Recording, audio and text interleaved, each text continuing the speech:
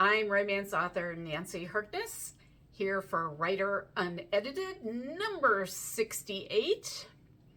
I'm just sitting at my writing desk, chatting about whatever runs through my head at the moment. No fancy clothes, no fancy background. And yeah, so that's me. That's Writer Unedited.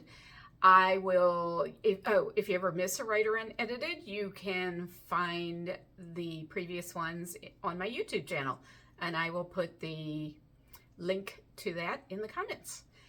So we have 3 viewers. So anybody who's here, just say hi in the comments, please, because I really like to know who I'm talking to. It's fun. Gail says, I made it. Woo! Hey, Gail. So Gail, did you bring something to drink? Because remember we decided it was that we could definitely drink if we wanted to, because it's 7 p.m. here. Not sure what time it is where you are. So what was I going to talk about? Sorry, it's been a very long day and a very busy day, and yesterday was a very long and busy day, so my brain is a little fried. But let's talk about Jersey Romance Rating Month, which I've talked about the last couple of times, so you know that this is a writing challenge that takes place in February. And we all try to write 30,000 words by the end of February. So it's called the 30K challenge. And I started this challenge 14 years ago. So I'm both running it, but I also participate in it. So Gail said, I'm having soup for breakfast. Oh my goodness, really? Where do you live, Gail? Why do I not know this? Must be tell me you're in Australia or something. So the good news is I made it to 10,000 words about 3 days ago. So I am on schedule. Actually, I'm a little ahead of schedule. I have a little extra words banked, a cushion, because, you know, life always intrudes, and there's always, like yesterday, I didn't get my 1,100 words in because I was crazy busy. Today, I'm probably not going to get my 100 words in again because crazy busy today. But yesterday I got 459 in, and today I'm aiming for 500, maybe 600 if I push it. We'll see. Gail says it's 4 p.m., but I just hit a busy day. Oh, okay. I hear you. Same here. It has been crazy today. So what was I saying? Oh, yes. And the new 30K challenge. So despite my exhaustion, and it is exhausting to try to push out 1,100 words every day when you're struggling with a book, although it's getting a little easier. The challenge is really good for the book because I've tried to break my writing sessions into 2 chunks instead of trying to do all 1,100 words at once, which basically fries my brain. I'm trying to do afternoon and do 500 and evening and do 600, or vice versa, you know, split them in half basically. 650 each time. No, 550 each time. I can't do math. But because I'm doing that and I'm having to constantly be thinking about what the next scene's going to be, it keeps my head in the book, and you get gifts when that happens. So the characters start revealing new things about themselves because you're always thinking about them. It's always percolating. And even though this is halfway through the book and I would have liked the percolation to happen sooner, still, it's good that it's happening. And this is actually the joy of being a pantser rather than a plotter. As you know, I write by the seat of my pants, which means I do not outline the book ahead of time. So I'm always winging it and flying by the seat of my pants. But occasionally when you're writing along, all of a sudden your character will do or say something that you weren't expecting. And this will change the direction of the book in some profound way. And this just happened in Raoul's book. I call it The Gift. I was writing this scene between Raoul and Erica, and I just couldn't figure out how I was going to end the scene, and, you know, how I was going to get them apart, basically.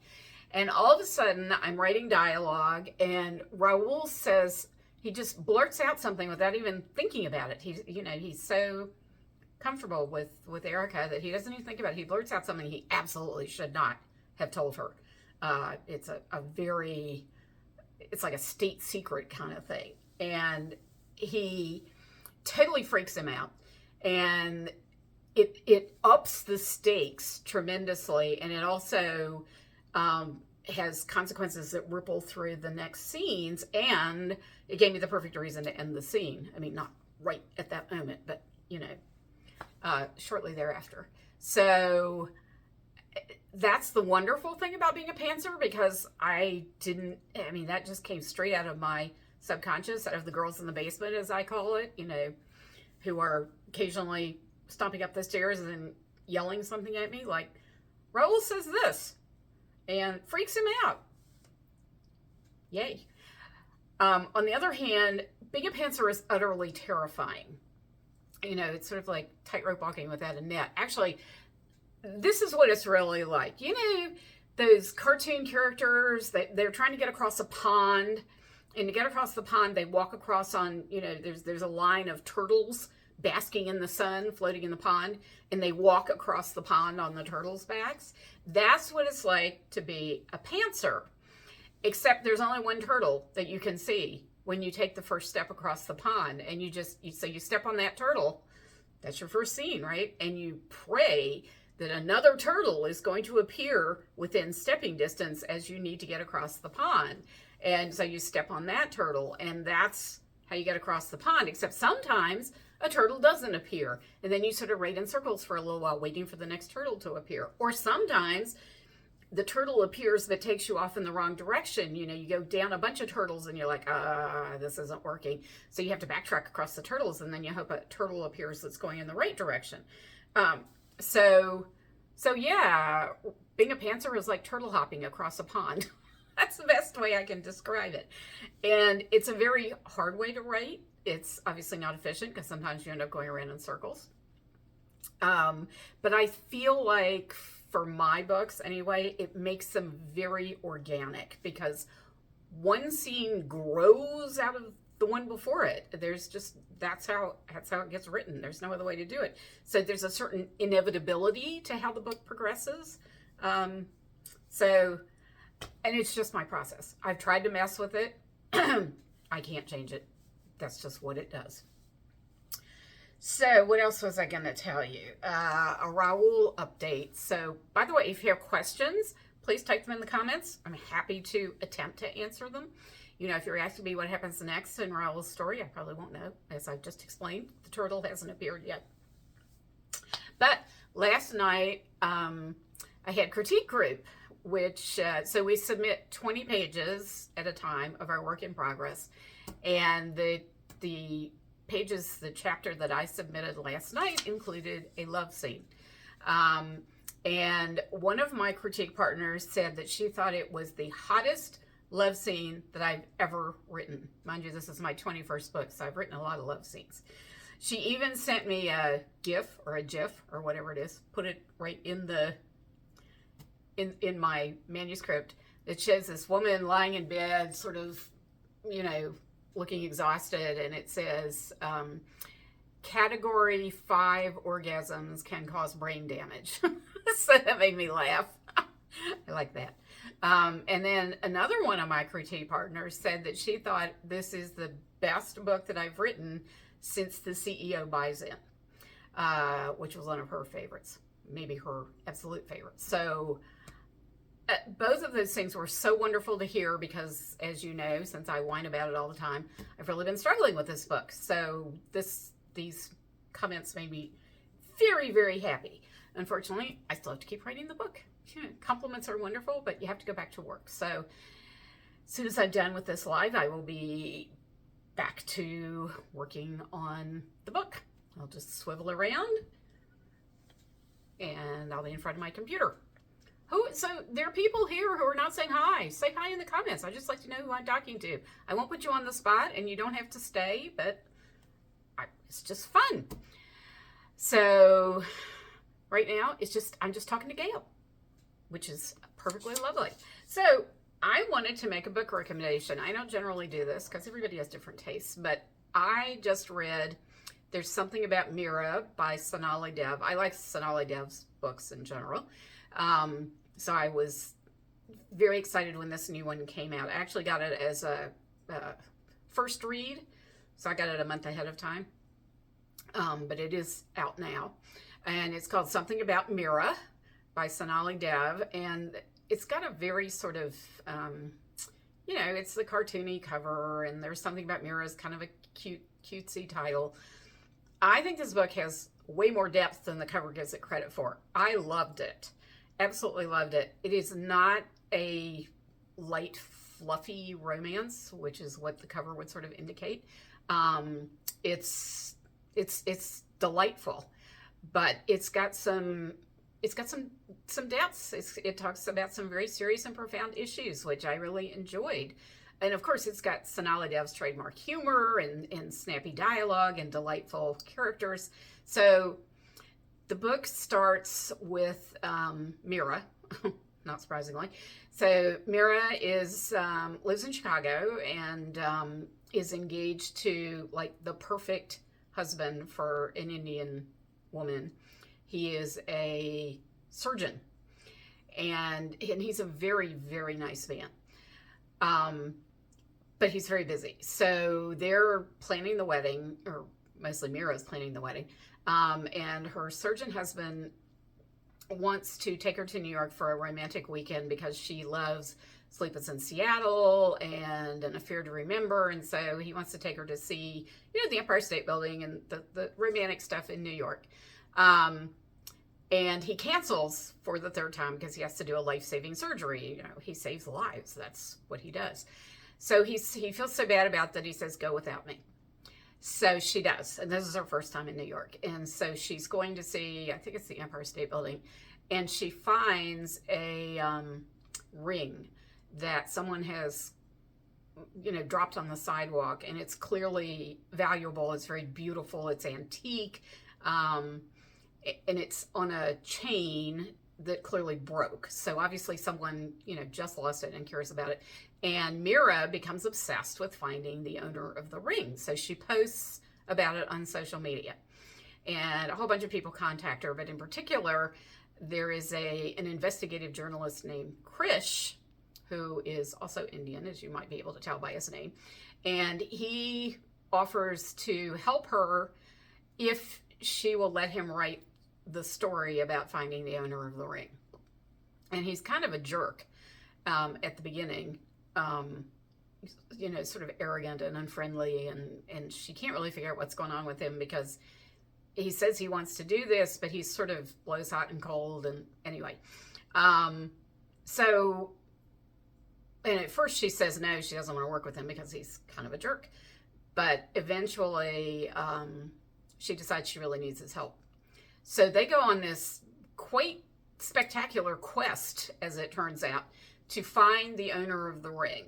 And it talks, the story is really a lot about identity and how to find your place in the world and how we assume identities that aren't necessarily ours to make people around us happy. And then even more profound, what it's like to be Indian in the United States and what it's like to be gay in Indian culture, where it's evidently quite frowned upon.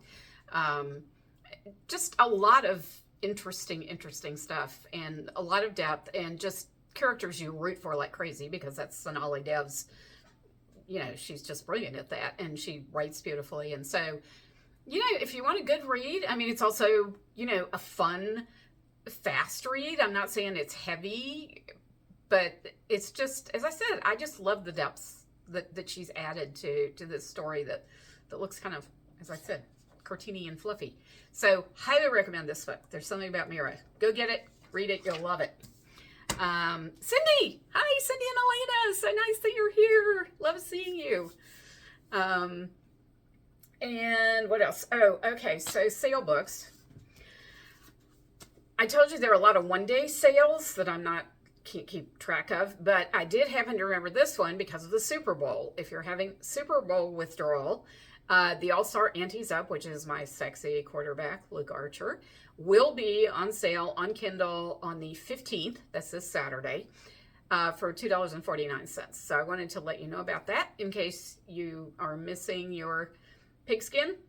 You can find more here in the All-Star Annie's Up. It's the second book in the Wager of Heart series, but you can read it as a standalone. It's not required that you read them in order. It's more fun, but don't have to. It's self-contained. So grab that for $2.49 on Saturday. And then all month, these books are on sale. So The Money Man for $2.49 on Kindle all this month. And this is the first book in the Consultant series. And the heroine loves Georgette Heyer. So I enjoy it because of that. And Georgette Heyer actually works her way into the plot. Second Time Around is on sale. This one's $1.99 on Kindle all month. This is the first book actually it's the second, because there's a novella first. It's the first full-length novel in the Second Glances series. Again, you can read it as a standalone. Don't need to read the books in front of it. And then the third book, sorry, my counting is bad. The third book, the last book, how about that, in the Second Glances series, is Second Act. And this is the book that Dr. Darling Daughter and I collaborated on very closely, because the heroine is a vet, and there's a lot of vet stuff in it. And Dr. Darling Daughter was in vet school when I was writing this book. So we had a lot of fun working together on that. And that's really all I've got to say. Anybody got anything to tell me? Cindy says I'm in competition with Jeopardy. Oops. Bad timing on my part. Well, as you know, I'm usually here at 2 p.m., but I had book club today, so in which I recommended the Unedited book to my fellow book clubbers, because we have what's called the No Guilt Book Club, where you read whatever you want to. We're not all required to read the same book. And we then come in and report on the books that we've read. And sometimes I try to report on ones only that I recommend, but every now and then, if a book is being talked about a lot or whatever, we'll come in and say, we don't recommend this book. So, and it's a great way. I love it, because I have found a lot of great books to read that I would have never found unless someone else in the book club had read it and said, this is a really good book. Trying to think what the most recent one was. I can't remember now. Although I did just read another great book, which I don't have the cover for at the moment, called The Personal Librarian, which is about Belle DaCosta Green, who was the acquiring librarian for J. Pierpont Morgan's Morgan Library. And as I'm sure you guys know, the Morgan Library is one of my favorite places in New York. I love going there. And so this is a fascinating story about how this very young woman who not only was young and didn't really have the qualifications for this, but was also a black woman who was passing for white at the time, because she kind of had to, gets hired by J. Pierpont Morgan and becomes a force in the world of collecting books and manuscripts and even art. And just, what a fascinating woman. It was a great book. Quick read, well written, and incredibly well researched, because some of the things that they talk about that happened in her life, I thought, because it's a historical novel, right? It's not meant to be a biography. But some of the things that they say happened in her life, I thought, that they're taking liberties, they're making that up. No. They did tremendous amounts of research, and it's all in the historical record, and it's a fascinating book. So that's it for me. Does anybody else? Any questions? Gail, did you enjoy your soup? What kind of soup did you have? I think I need some soup. Got a cough, and it's very cold and snowy, and I think it's going to be like sleety tonight. Yuck. So soup would be good. Sorry, I didn't think of that. Chicken soup, and you made it. Wow. Yum. Homemade chicken soup, the best. All right, chickens. I'm going to sign off and say goodnight, because I need to go work. You want me to get this book written, right? I want to get this book written. And I will see. Hello from Wisconsin. Hi, Mary. So good to see you here. And thank you for your pre-order for readers and authors get together. I appreciate that. So I will be here again next Wednesday at 2 p.m., the usual time. I say that. Should have looked at my calendar, but I'm pretty sure I will be. And I just wanted to wish you all a very happy Romance Day, because that's coming up this Friday, right? February 14th. Some people call it Valentine's Day. I call it Romance Day, because it is. And I hope you all have lots of hearts and flowers and maybe read a good romance novel. Cindy, so good to see you. Mary, thank you. Yes, stay warm. And thank you again. Sarah, good night. Good to see you. And Gail, good night. And I'll see you next week. Bye-bye.